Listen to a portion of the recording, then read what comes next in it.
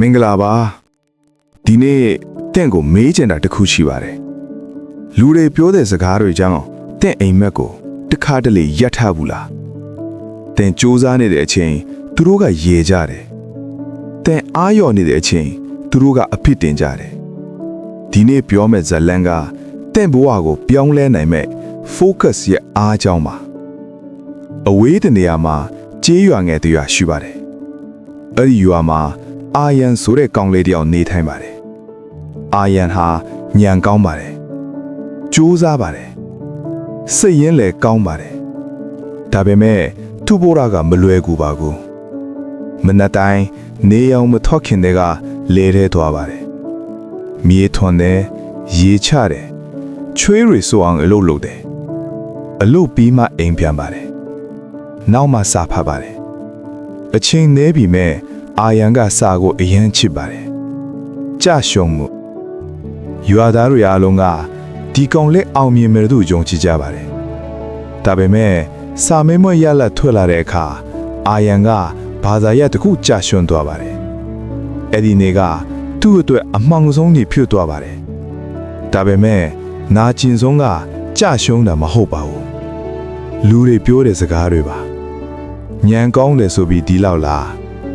ကြိုးစားတာဘာကြိုးရှိလဲအဲ့ဒီစကားတွေကသူ့နှလုံးသားကိုတိတ်တိတ်လေးချိုးဖျက်နေပါတယ်ဆရာကြီးရဲ့သင်ခန်းစာဒီနေ့ညနေအာယန်ကဆရာကြီးအာမန်စီတွားပါတယ်ဆရာလူတွေပြောတာကိုကျွန်တော်မခံနိုင်တော့ပါဘူးဆရာကြီးကတိတ်တိတ်ပြုံးပြီးပြောပါတယ်မနေ့ဖြန်နိုးအိုးတလုံးကိုအပြည့်ဖြည့်ပါပြီးရင်ရွာလမ်းအတိုင်းတည်သွားပါဒါပေမဲ့တစ်စက်တောင်မကြရဘူးနောက်နေ့မနက်အာယန်ကနိုးအိုးကိုနှစ်လက်နဲ့တေးချကင်ပြီးလမ်းလျှောက်ပါတယ်ရွာသားတွေကအငဲလိုပဲရေကြတယ်လှောင်ကြတယ်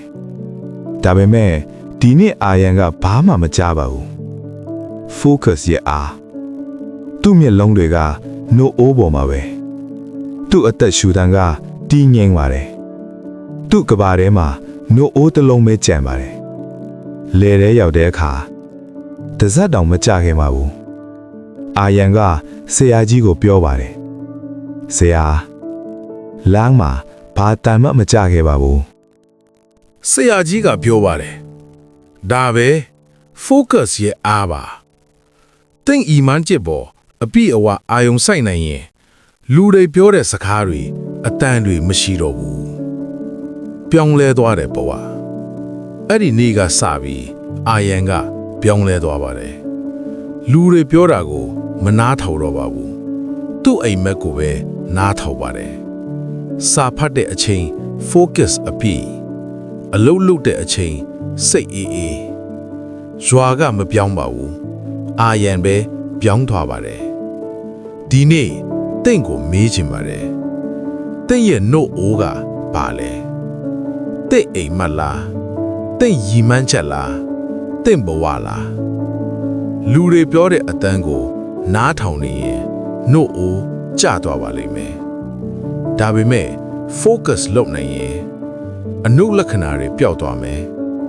တင့်လမ်းကြောင်းပိုရှင်းလာမယ် focus လုပ်ပါအားကောင်းပါတင့်အိမ်မက်ကိုမလွတ်ပါနဲ့